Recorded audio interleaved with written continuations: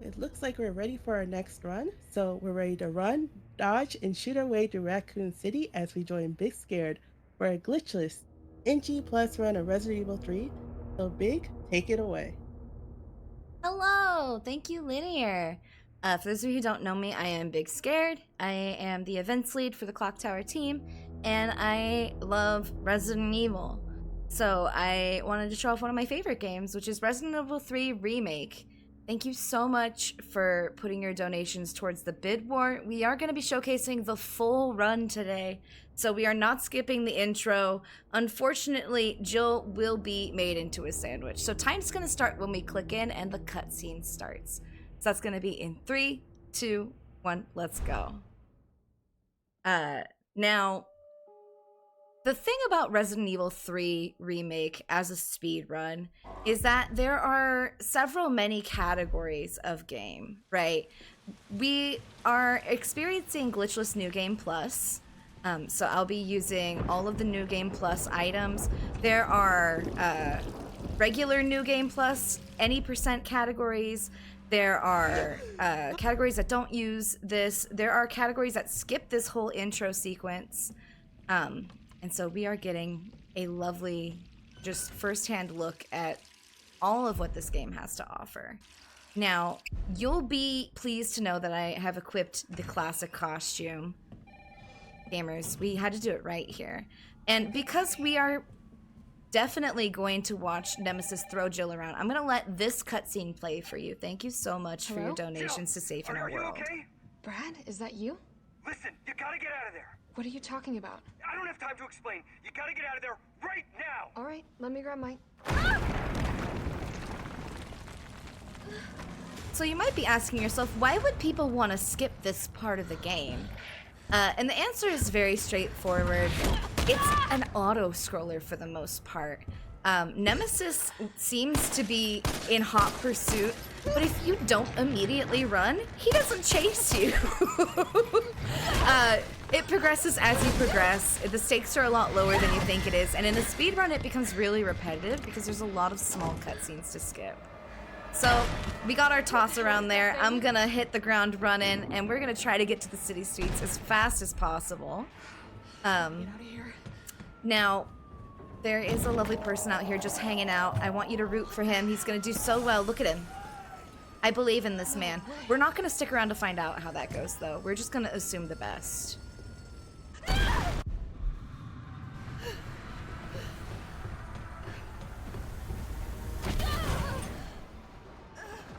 There are folks in chat who like my avatar with the gun. Thank you so much. I really appreciate it. I put together most of my VTuber stuff myself. This is my Claire Redfield outfit, and I figured it was a good occasion to bring a sidearm myself. You know?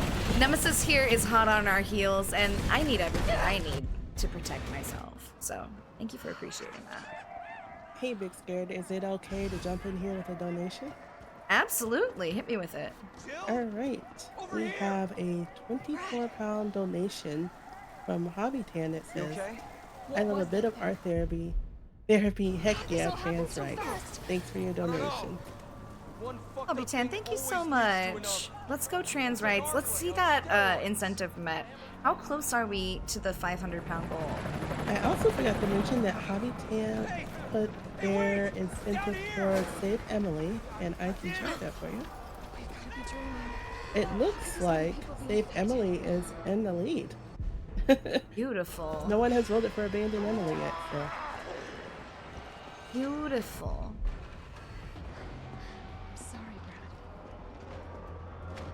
So, our friend Brad here, unfortunately has been bit by zombies. We have to leave him behind, but don't worry, we will see him again, better or worse. Brace yourselves, it will be worse. And for now, we're still trying to make our way to the police station because that's where we think safety is gonna be. Down there! Get to the parking garage roof! Parking garage. In my experience in Resident Evil games, yeah, the police station is never the safest place. Are you all right? It's always where the most action is, better or worse. And as you can see here, I am so used to skipping this intro sequence that I thought this was a cutscene. Instead, we just get a lovely moment with Dario. The only safe place is in here. Is it here? He's got the right idea.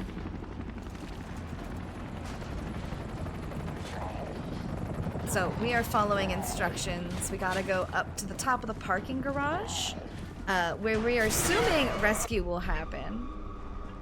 Because this is a Resident Evil game, our assumptions are going to be incorrect here. I want you to brace your expectations accordingly.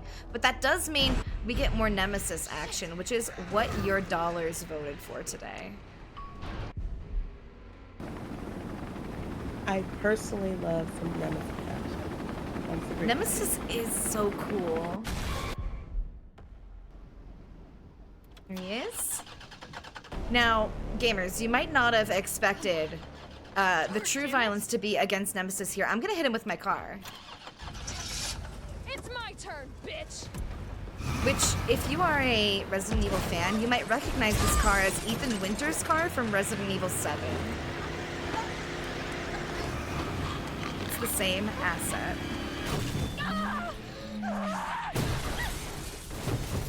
That is super awesome. I never knew that. Yeah, that is one of the major things about Resident Evil 3 Remake that folks had some varying feedback about. Like, I appreciate being able to pinpoint things and being like, that's where that's from. Haha, I like this reference. But a lot of folks spotted things in this game and they're like, oh, that's that same bolt cutter. That's in every Resident Evil game.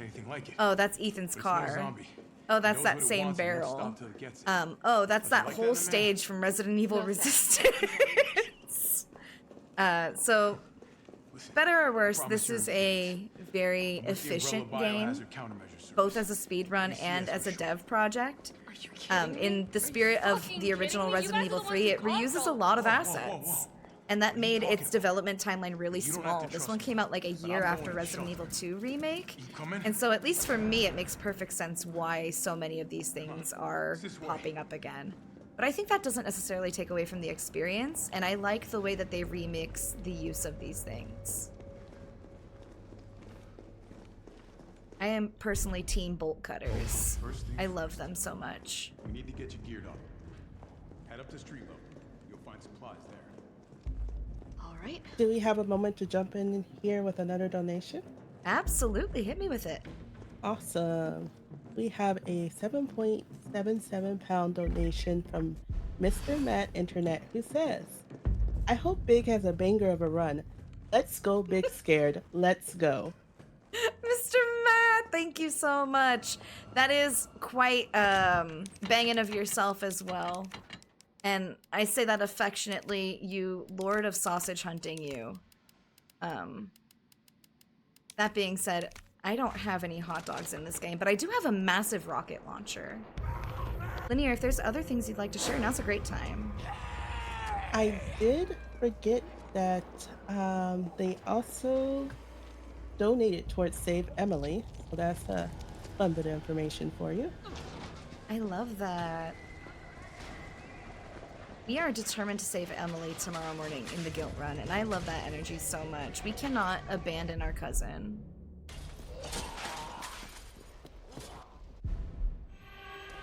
I will also mention we are 407.77 pounds out of 500 pounds for the Silent Hill Shattered Memories incentive, where we get to see the picture colored.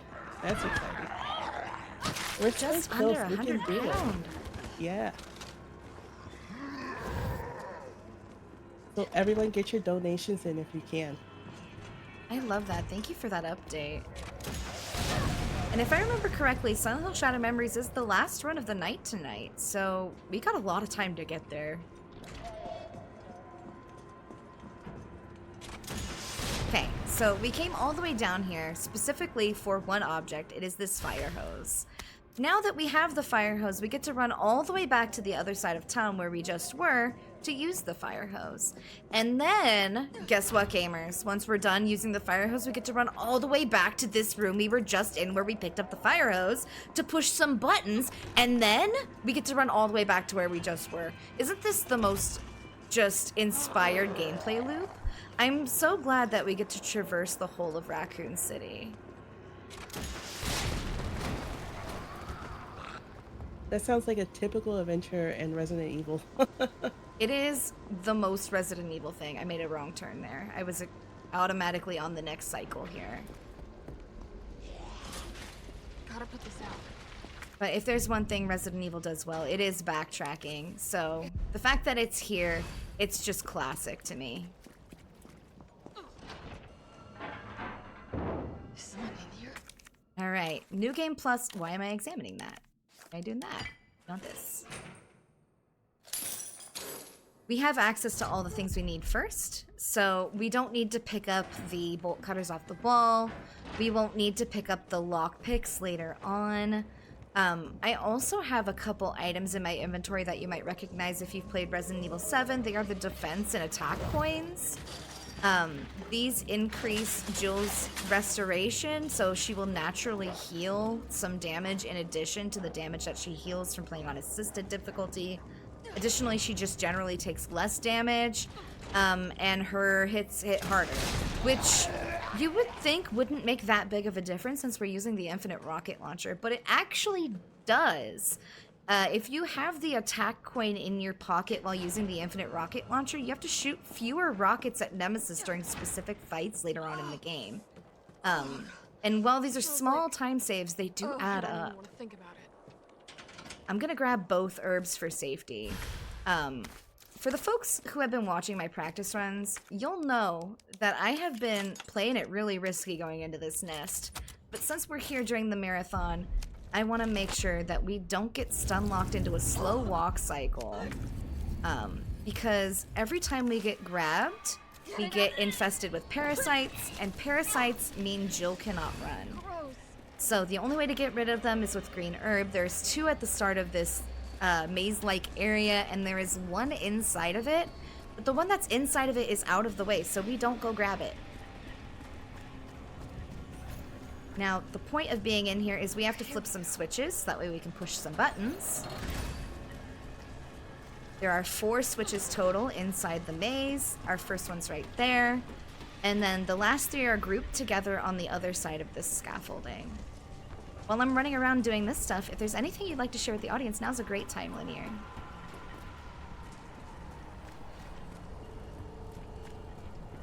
I was just gonna make mention about the parasites. Yeah. Does that mean that we go from Parasite Girl to Parasite Eve? Oh, I love that because the mitochondria is indeed the powerhouse of the cell. Indeed. Don't you grab me? Oh, I got so lucky right there. That brain sucker has the potential to knock you off of the interactions. And they can also this one's gonna grab me. And if they grab you off of it, it can also become one of the infestation animations. And so not only is it time loss, it's just insult to injury when they do that.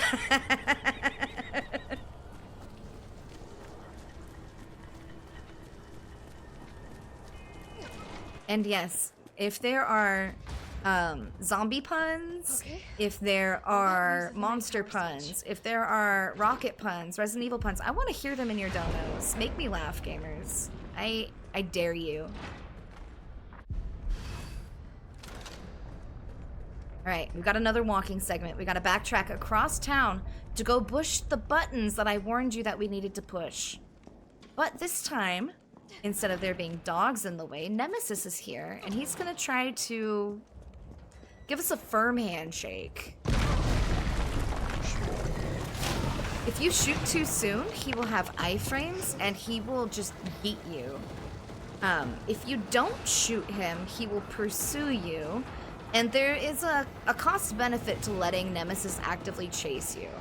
Because I missed it there. Certain enemies, as they attack you, you can dodge roll through it, and that does give you small speed boosts.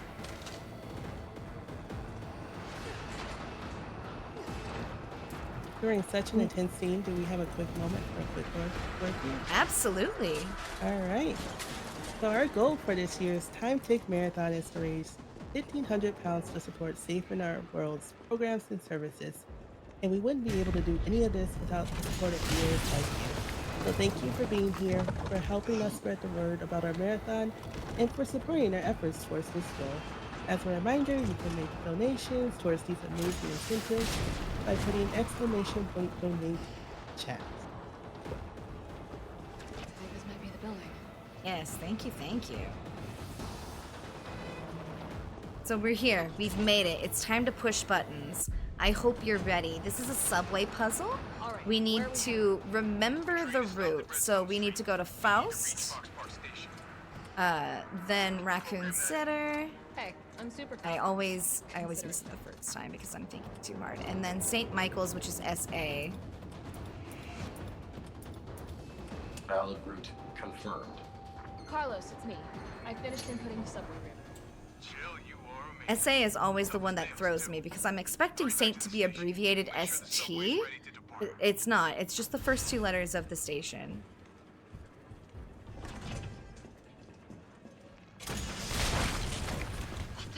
Here's one for you. Someone in the chat said, "What streets do zombies live on? Dead ends." That's good. I love that. By the way, this part has always thoroughly confused me, and you just made it look like nothing. Thank you. Thank you. Oh, he's not. He got iframes. He had iframes. Okay, we're good. That's the danger of Nemesis. Depending on what he's doing, he is impervious to us. And so even with our most powerful weapon, he can still craftily escape us. Don't you? I was dodging. That's just insulting.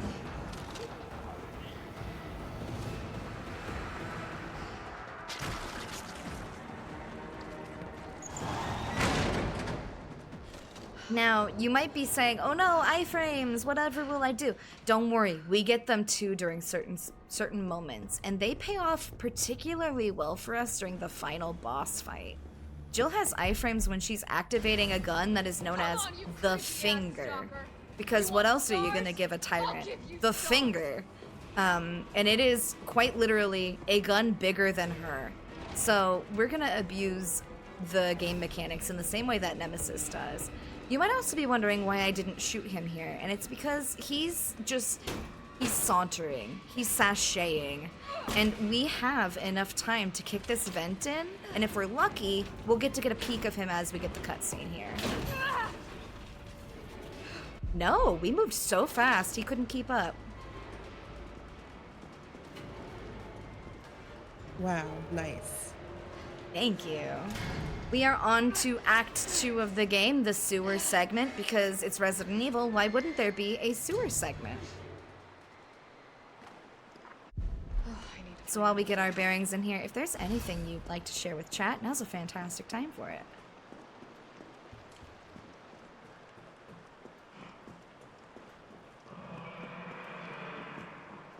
We don't have any new donations, which makes me sad, but I appreciate all the donations that have come in thus far. But I just want to remind everyone, we are so close to being the incentive for the Silent Hill Shattered Memories, and I really want to see that picture colored. So if you can, please put your donations in. We still have plenty of time, but we're so close. I know we can do it. Yeah, it's super doable. I believe in us. Now, you might be wondering what these are. These don't look like zombies. This is because they're not zombies. Those are Hunter Gammas. For those of you unfamiliar with the story of Resident Evil, okay, here's your crash course in Resident Evil 3. Zombies, they're already here. They've been here for at least a month, right? Jill got kicked off of the police force. Not formally, but like she's on involuntary leave and has been since the mansion incident. Here we are in the city, finding out just exactly how big the scope of Umbrella's misdeeds are. This game takes place kind of before and after Resident Evil 2. So this first half of it takes place on September 28th. Second half takes place on October 3rd, whereas the events of Resident Evil 2 is like on the 31st. So here we are here in the sewers, uncovering one of Umbrella's lesser known projects, which is experimentation on reptiles, specifically frogs and other sort of aquatic life that resulted in the Hunter Gamma. These things can eat you in one bite, and it's a nasty enemy casually, but if you have the grenade launcher with fire rounds, they go down in 1 to 2 hits, and the rocket launcher, of course, obliterates them instantly, as long as they don't have iframes.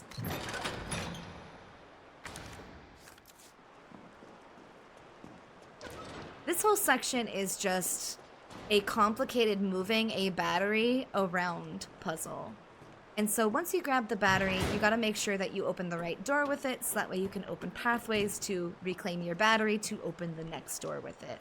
But once we're here, we no longer need our battery. This is the final door, and we are done with the sewers, if we can just get out this door.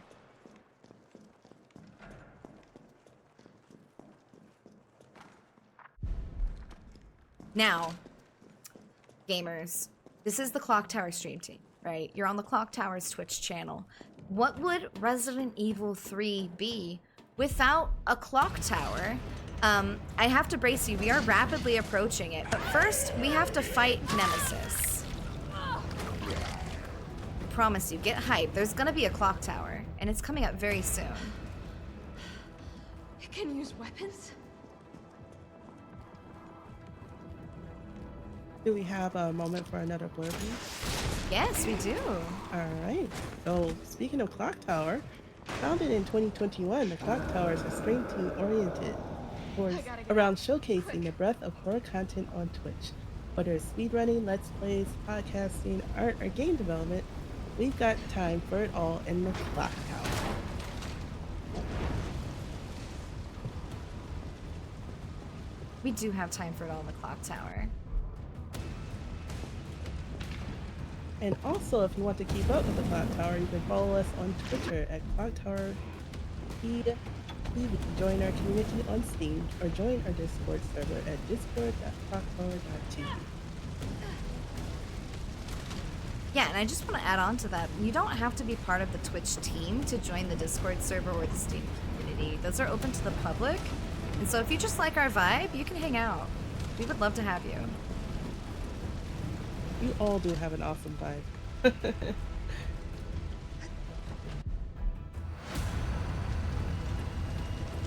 Alright, this is coming up on our first boss fight. Rooftop Nemesis. He's got a flamethrower, obviously. And the gimmick here is to make that explode. Normally, you'd be using your pistol and a shotgun, maybe a grenade launcher, but what I'm gonna do is I'm gonna shoot rockets at the ground just at his feet and behind him. Since I didn't shoot it directly, it takes a few extra shots for the pack on his back to explode. But once that's off, it's really just making sure that we survive the fight. He's down, and that's our first boss fight. Nice. Thank you. Carla? A little early on that walking cutscene there. Normally, the walking cutscenes in this game force you to move at a slower pace between two designated points in the area. That specific one that I just skipped would last until we reach this fire truck. And of course, we don't want to walk slow all the way to the fire truck, so we skip all the walking cutscenes. There was another one in the subway that I cut earlier, and there's gonna be at least one more later on. Another familiar area, if you've played Resident Evil 2 Remake, Kendo's gun shop. We are gonna get a cameo here from Kendo because he's still here. It's before Resident Evil 2 happened. So everyone say hi to Kendo. Here he comes. There he is. There he goes. He's gone.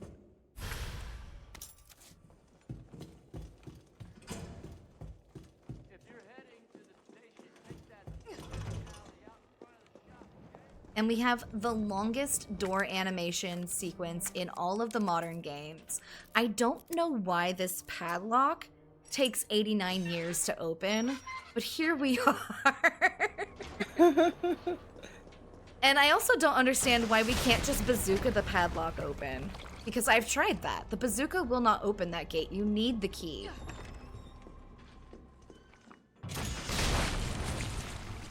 If we apply that logic, there's lots of things I wonder why we can't just blast open. Right? Like, why can't I just Launcher? blast Really? the whole fire truck out of the way? Why can't I blast these buildings down? I guess that would make the game too easy though, right?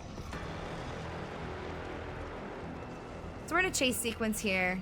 Unassisted, Nemesis has terrible aim. It's very rare that he actually hits you during this chase segment, but it can occasionally happen, especially if you, as the player, get squirrely with it. This section, you do have to dodge him at least 2 times, and then it'll throw you into the cutscene. And now we're in our final segment in Raccoon City. I know. We're gonna leave it behind. Get your farewells in, chat. We're gonna head over to the clock tower, and then we're probably never gonna see these streets again. But before we go there, I have a question to ask. Okay? And it might be a bold question, but I hope everyone who gets where I'm coming with this knows that I mean it kindly. And the question I have for you is, how's your head? This is insane. Big? Because I've got a couple complaints.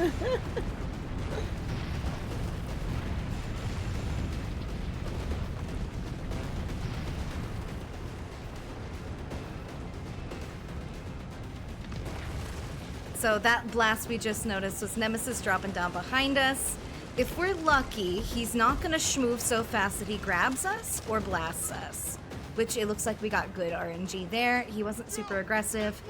The love of my life, Carlos, is here, so we're safe. He's gonna take care of us.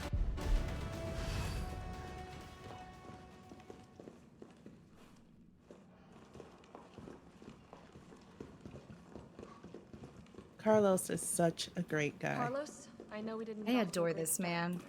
A lot of people have feelings about how they revamped his character for the remake, but I think that it's such a strong idea to make him not only more endearing, like they upped his himbo factor by at least 200%, but they like toned down some of the elements of Carlos that were kind of problematic. Why not? And his redesign is really nice. Like, this is a man that I trust. It's fine by me. I trust him when he says he's here to help. The other guy, I don't know. He's too suave.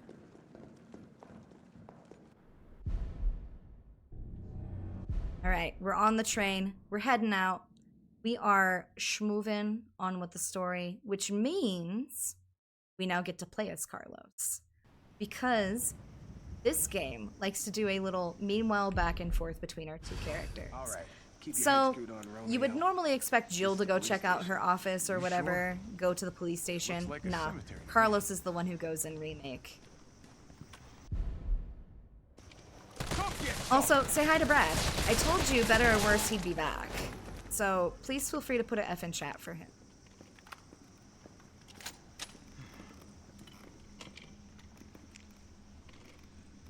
It's open. I have a question for you. I might have an answer for you. Where'd that cop Who go? do you like playing as more, Jill or Carlos? Ooh, I think as far as gameplay mechanics, I prefer Jill's dodge to Carlos's punch. That being said, as far as like the segments and the gameplay loops, I think Carlos is more concise and it has less repetition to it.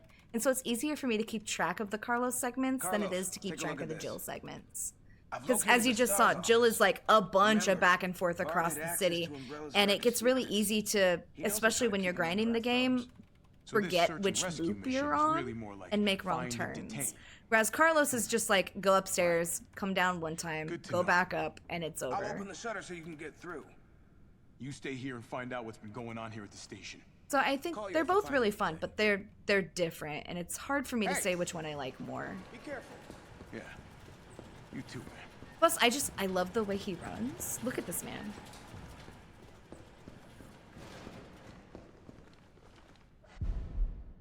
What the hell was that thing? He He does have a runs. very nice run. Yeah. Couldn't have been a zombie. I lovingly refer to this as the butt sweat run. Like, he runs like he's so swampy. I relate to it.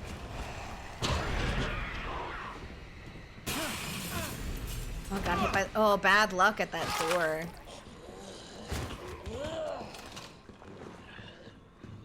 That's what I get for pointing out the way he runs. Okay. So normally in like a new game run or a casual playthrough, Carlos is a hard segment, but because we have infinite launcher, that room of 15 zombies is a cakewalk.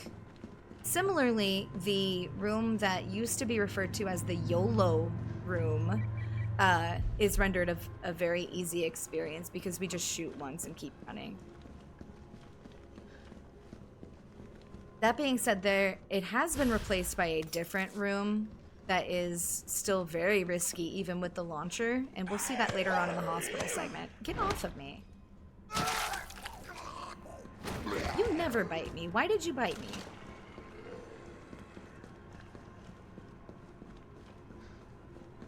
Zombie said, you wanted to see the full game? I'm gonna show you every animation.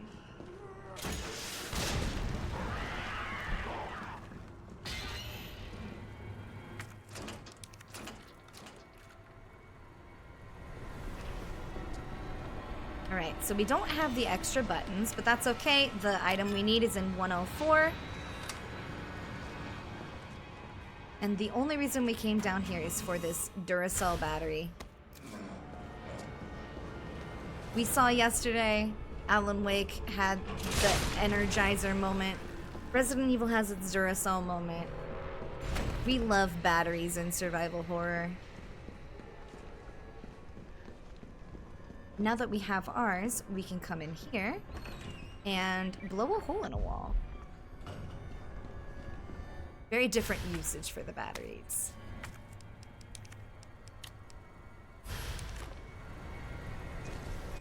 Right, now that we're through here, we simply blow up the shower. One at a time, take a number. We blow up the extra zombie. There's gonna be a licker diving through the window. We blow them up. And we are home free for this first Carlos segment. This will take some time. Beautiful. And what a nice way to end with a liquor. Now we're back in Jill. She's got a little bit of walking around before we get into the meat of the clock tower segment. Is there anything you'd like to share with the audience? Am I the only one who made it? I just wanted to remind everyone to be sure to get your donations in for the amazing incentives. In addition to the Silent Hill Shattered Memories incentive, we also have the Guilt incentive where we get to choose the ending, whether we save Emily or we save ourselves. Currently, Save Emily is still in the lead, but there's plenty of time to still change that. All you have to do is put !donate in the chat, and it'll take you to a link, and you can choose it for yourself. I'm excited to see what happens. Yeah, we got until tomorrow morning to meet that incentive, so it's really anyone's game. It's so early. And here we are, gamers, our beloved clock tower. Can I get some clock tower emotes in chat, please, and thank you.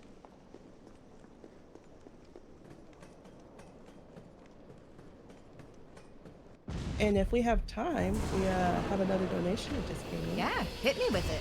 All right, we have a £5 donation from, excuse me if I crack up, Lupra, who says, Big, where do zombies shop? Amber, Zombie, and Bitch. Thank you so much for your donation. And That we was put it delightful. towards, Save Emily. Delightful. Thank you for that. This is Clock Tower Nemesis. That's the whole fight. Normally, you would have to use your grenade launcher and a specific type of mine that is sticky. And Nemesis would be doing these zoomies all around the arena, running on the buildings, hanging out on top of the clock tower. And you would have to try to knock him off of the buildings using the grenades. But since we have infinite rockets, really, you shoot at his feet a few times and he goes down. Which means we're already back driving Carlos, my beloved. And we are here in the hospital for the meteor chunk of his segment. Now, I mentioned earlier that Jill's Raccoon City portion of the game is a lot of loops and circles between a couple specific points.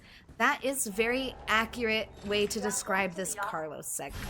We're going to make a couple loops around the hospital between the first and second floor.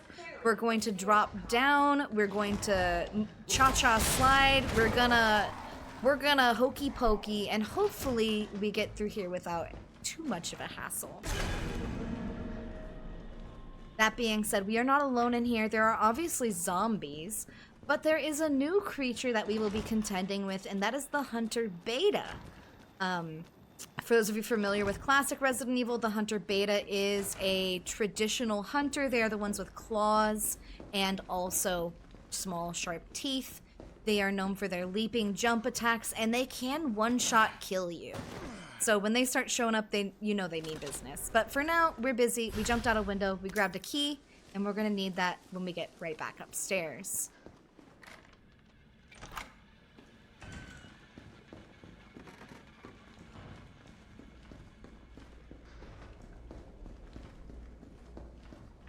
Now, since we've already made a pass through the upstairs, the dormant zombies are gonna start waking up. This is the one really that might cause any sort of issue for us. It's very rare that he does, but sometimes it happens. And since we have our key, we can go immediately into here and grab our key card. When we leave this room that is absolutely covered in strawberry jam is when we'll find our first Hunter Beta. Don't be alarmed, it's set up as like a jump scare, but we're gonna skip the cutscene that happens in. So do your best, gamers. And you might notice I was being very careful opening that locker. It's because if you accidentally open the wrong locker, a zombie falls out on top of you and it adds like 5 seconds of stun animation there. It's just a pain in the butt to deal with. And there's our Hunter Beta. Jesus Christ! A zombie in the locker? That sounds so rude. I know, and it's not even an active zombie, so it just sort of flops onto you unceremoniously in the most just... It feels so bad when you get hit with that in a run. Now, I mentioned that there is a room that is still risky to play as Carlos with the bazooka, and it is this one, because there are 2 Hunter Betas in there, and yes, they are both capable of one-shotting you. So while you're dealing with one, the other can come out of nowhere like Randy Orton and hit you with the RKO. Luckily, I'm on to him. I seen him come and... Whoa! He's gonna hit me with the RKO! Carlos, please. It's fine. We didn't die. That was not ideal, but we survived, and that's the important part. That's all that matters. That's all that matters. And now that we've done that, we can go downstairs again through the window because it's faster. And we can use the item that we came here all along to get. All this looping around was for a cassette tape of someone's meeting where he yells at a nurse. So this is your warning. If you don't like being yelled at by grouchy old men, maybe don't pay attention for like 10 seconds.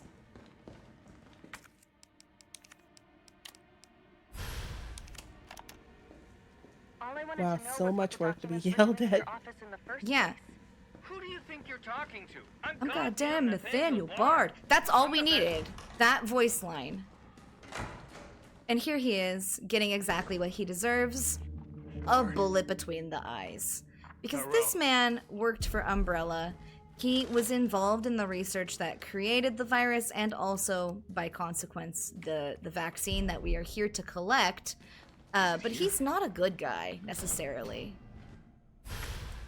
And that's alright. We have our vaccine. It's all that matters. We can save Jill. She is by far the most important person in the city, right? In the meantime, we do have a friend. This friend can be a little spicy, so put some hoop in chat if you want to see me not get backstabbed. Oh, I got backstabbed anyway. Don't chase me. Stop chasing me. I don't want you to come in here. Beautiful. You're gonna be okay, Jill. Now, we're in the final segment as Carlos, the defense section of the game, which, if you like Resident Evil 4, maybe you recognize the vibe of this. We are playing as Carlos. We are defending Jill, who is in this room, from the waves of zombies that are going to come in through the windows and eventually through this door as well. They're also going to be joined by some hunters, some of the special zombies that Nemesis puts like tentacle things on top of. But we have our corporate mandated rocket launcher, and our new customer service job is going to go perfectly. Luckily for us, it's a lot of hanging out. So we're going to hang out. Look at Carlos. Wait for He them to doesn't show up. break a sweat. I know, he doesn't even break a sweat. He's been working in customer service for too long, obviously.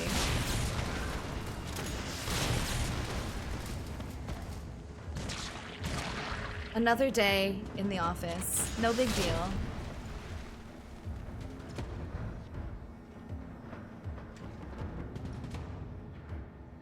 So Linear, I have a question for you. Who's your favorite Resident Evil character? Off the top of my head, I would say Leon Kennedy, but if I actually sat down and thought about it, I don't know. But definitely, I love me some Leon. Leon's a really good choice.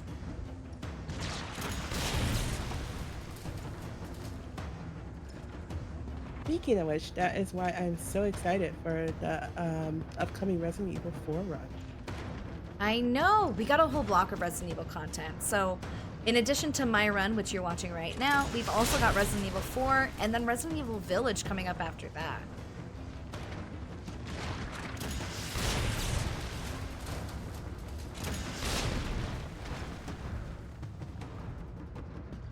Yeah, it's just customer service. When the lights go out, you gotta move out of the way because the party's gonna start behind you. A hunter beta will bust through the door. Don't worry about it. Just shoot him in the feet. It'll be fine. The tricky part here is that zombies will also occasionally spawn from the ceiling. If you're lucky, it'll only be this one. Sometimes there's an extra one that will sneak up on you. Hopefully, we won't get that.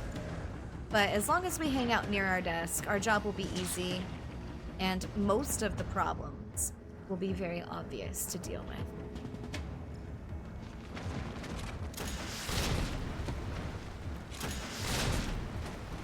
I hope everyone in chat feels very represented by your accurate depiction of customer service jobs.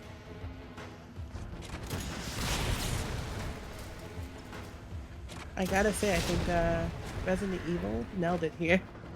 Nailed it.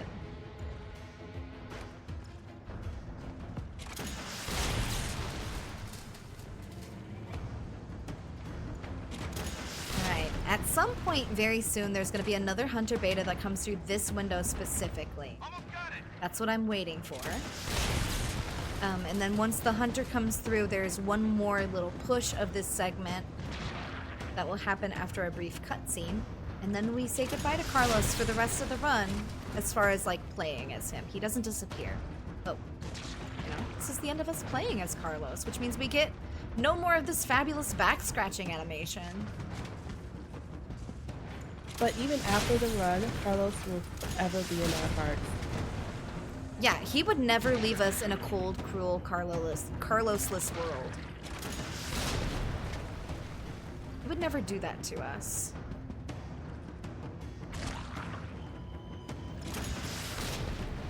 There's the hunter.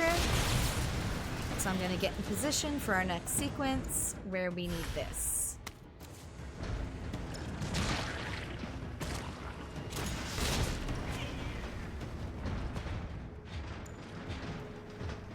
I I also want to point out, because this is something that a lot of people don't notice until I point it out to them, okay? If you choose the quote-unquote classic hairstyle for Carlos in this game, he bears an uncanny resemblance to John Cena. I will let you do your own Googling and research, but I dare you to tell me I'm wrong, because I'm not.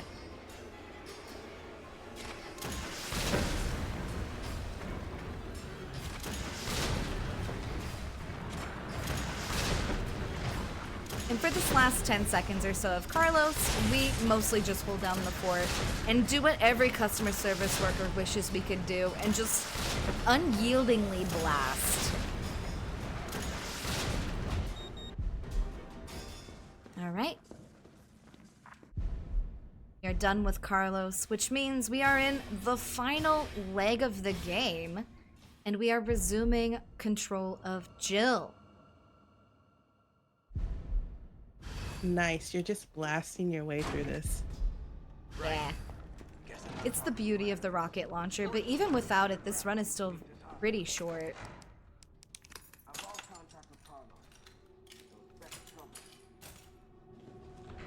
And this is the shortest segment of the game. We are heading into Umbrella's Nest 2 laboratory. For those of you keeping up with the story, I mentioned earlier that Resident Evil 3 takes place over the course of a couple days, both before and after the events of Resident Evil 2. Jill has been asleep for like 4 days, and she woke up on October 3rd, and congratulations, we're there now. Resident Evil 2 has happened. Leon and Claire have escaped the city. Nest 1 has blown up, and so we are here at the other underground secret facility in Raccoon City, the place where they make hunters and tyrants.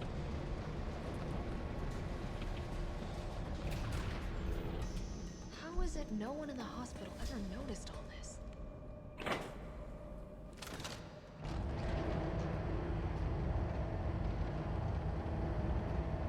So once again, the loop here is going to be collecting items, navigating a semicircular path, making sure that we have the things and looping back around.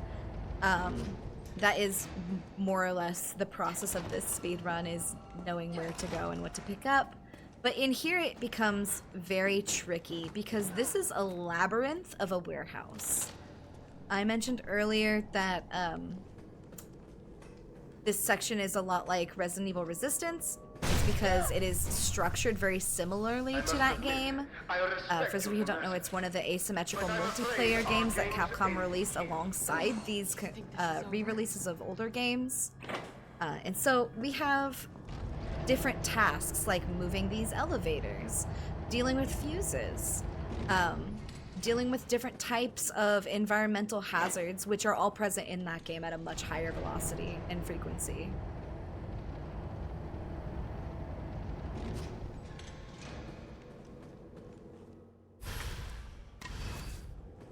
And as you can see, I have exactly 3 spaces left in my inventory. That is all we will need because there are 3 fuses in this section.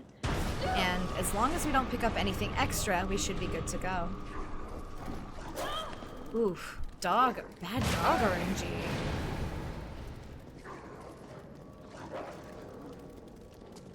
Dead end. No, wait. So because this is an Umbrella warehouse, they are storing all kinds of stuff here, including bioweapons. It's not just production, it's also storage. And as you can see, we are kind of in the thick of it.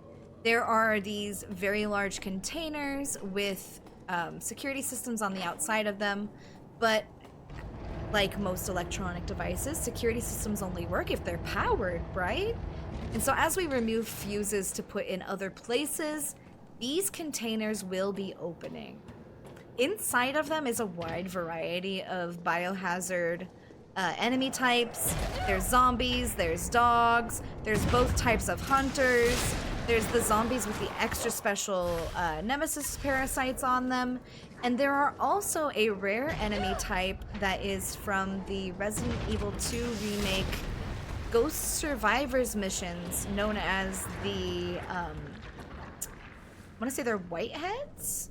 But they're essentially regenerator zombies, and they take a very significant amount of damage to dispatch. We're gonna see the first one of those in this room right here. It's the one at the back of the room that's naked. Don't worry, it's not invulnerable to rockets, so we're fine. We get a little jump scare at the end of this hallway by a hunter beta. Don't panic, we know he's coming. Get our final fuse. Alright, here goes. And then we can run over and deal with our arch nemesis, who is not the nemesis, by the way. It's this mercenary.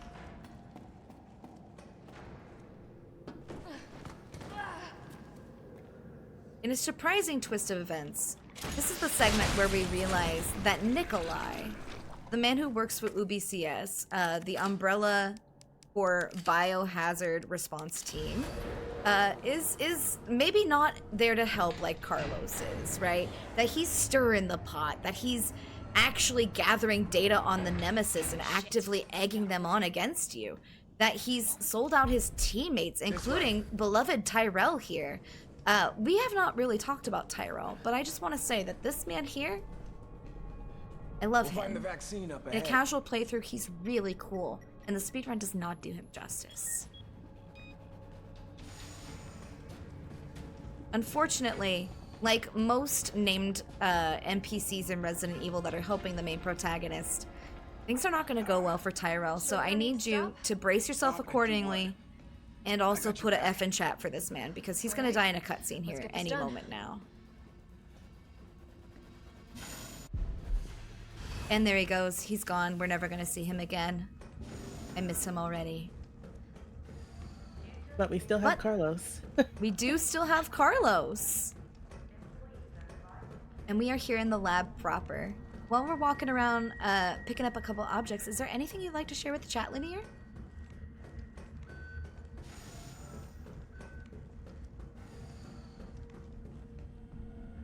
I just want to remind everyone about the Silent Hill Shattered Memories incentive, so that we get to have the pretty picture colored in with transcribe colors. We still have time for that. We have right up until the scene, the therapy scene, to get that in, and we're at 412.77 pounds out of the 500 pounds needed. So I believe in you all. We can do it. And there is still the open incentive where we get to choose the ending or guilt. And we have until tomorrow to do that. So just get those donations in, everyone. We can do it. We still have time. I believe in you.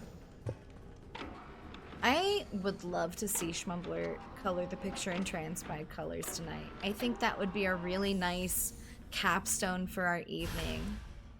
I might be able to use this to synthesize the vaccine. But also, devil's advocate here, I would love to see some traction towards saving ourselves, because survival horror protags are expected to be selfless and like give themselves up all the time. Why should we have to give ourselves up just because our cousin made a bad choice in a horror game one time? I don't know. Maybe Emily deserves to be there. We haven't seen the run yet. Those are facts. This must be what powers it. Luckily, we have a little bit more clarity to our decision making here in the lab. We are in the section of the game where Jill needs to push a lot of batteries into walls. This is the first one, but this is a gimmick that will become much more prominent during our final boss fight, which of course I'll explain later. Here is our obligatory room full of hunters and tyrants. If you actually stop to inspect them, Jill has things to say about them, which is really cool to see her interact with the environment in such a way. We're not gonna take the time to do that here today, but I want to point it to your attention in case you haven't noticed yet. This room here kind of sucks casually, but if you aim your rocket at this box sticking off the wall where the keypad is, you should be able to kill everything instantaneously. Now we have both of our virus sample pieces. We can combine them and insert them into the machine to make more vaccine. This is a vaccine base. And the goal here is to resynthesize vaccine so that way when we escape the city, we have a cure to the T-virus, that it can be reproduced somewhere else. Now keep that goal in your pocket, gamers, as we progress here. These hunters got iframes, but they're still not so powerful that they can't withstand the bazooka. We're out of here. And if you remember upstairs where I grabbed that flash drive, that's where we're heading. So we have to take our 2 pieces of vaccine through this room full of the extra resistant enemies. And we have to actually go this way. Take it upstairs. And plug it into a machine, excuse me, that has one of the hardest puzzles in all of Resident Evil. Gamers, I need you to buckle your butts. This puzzle's so hard. You're gonna pee pee poo poo how hard this is. Place the materials in the chamber. Okay, we gotta put our materials in chamber. Are you ready? This is, oh my god. Oh, I can't believe I nailed that. Very Can't nice. believe I nailed that. I hope you weren't taking me seriously. That puzzle was ridiculously easy. It's just 3 button presses, 1 in the first column, 2 in the second column, and then you're done. And it does not change based off of difficulty. So regardless on which difficulty you're playing at, it's always going to be the same combination of presses, just 1 and then 2 and then nothing. In the meantime here, Nemesis is getting a little handsy. So we have to assert our dominance. We're gonna have to fight him here if the document will let me into this room. Normally, we would refer to this as Acid Nemesis. In the old school game, you might remember this segment being one where there's like switches on the wall that you have to hit with your knife.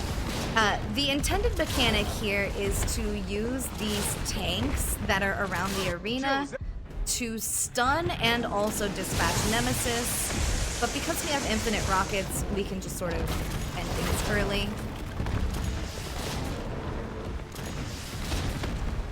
And that's Acid Nemesis. Nikolai, where did you go? And here we go. We are approaching our final boss, which, spoiler alert, is still Nemesis. He's not dead. I know. We have fought him so many times, and it's not over. He has transformed once again into whatever this is. And at this point, he is our eyeball boss. I mentioned Jill gets iframes, and that's because when she is interacting with this gun, which is known as the finger, she cannot be knocked off of it.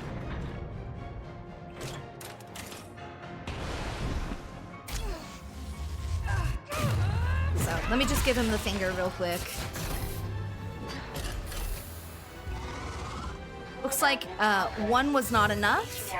We do have to reactivate the power sources. There are 3 batteries around the arena. They are in consistent positions regardless of which difficulty you play. There's always going to be 1 on the left and 2 on the right. Since we're playing on assisted, we are going to try to get all 3 of them at once.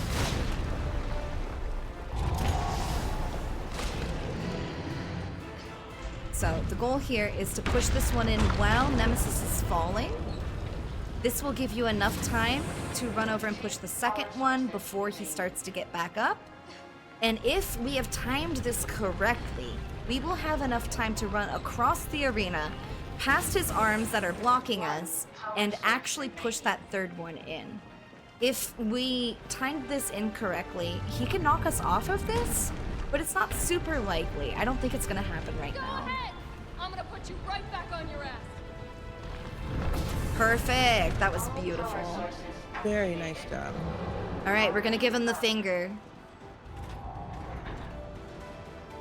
Everyone get ready to say goodbye to Nemesis. He's a good boy doing his job, but he has to go.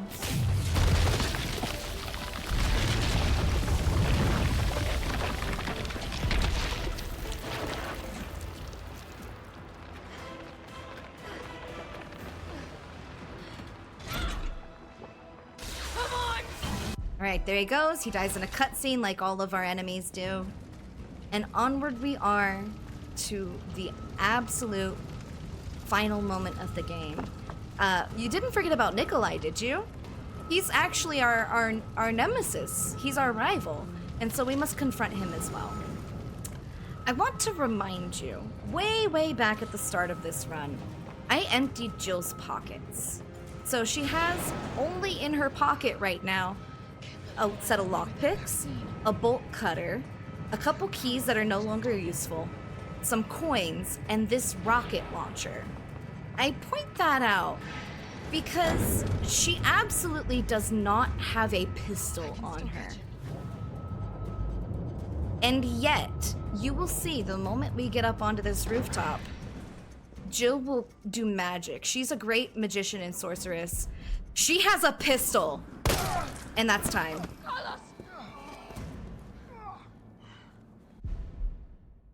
I hope you enjoyed Resident Evil 3 Remake. This is a cozy run for me. It is a really good time, and I'm so excited to have shown it off for you today. So thank you so much for having me. Thank you for putting up with my nonsense, putting up with my nemesis. We got 54:23 as our in-game time, which is very close to my personal best. And I appreciate all of you being here and contributing towards my incentive for this. Thank you so much. Awesome. I loved it so much. I know the chat did too. You did an amazing job. Where can we find you at? I live on Twitch as BigScared. All one word, no spaces or punctuation. I also live in most places of the internet as BigScared. There are a couple of sections. And if you can't find me as BigScared, I'm BigScared. Again, no spaces or punctuation.